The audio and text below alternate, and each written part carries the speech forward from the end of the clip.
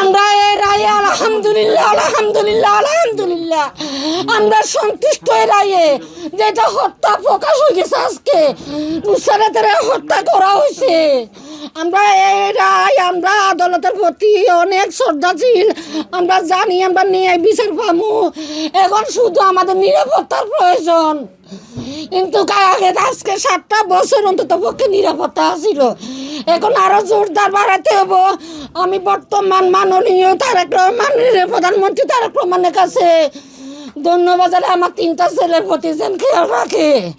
আমার ছেলের ঘরে মারিয়ে নেব, পুরা বাড়ি ঘর আগুন লাগাই হুমকি দামকি দিতে আছে রে, সরাসরি গুলি করি মারিয়ে লাই। আমি একটা হারাইছি, এত সহ্য করতে মারিয়ে না রে। আমার মা বাবার ফ্যামিলির ভিতরে আমি শুধু একজনে আছি রে।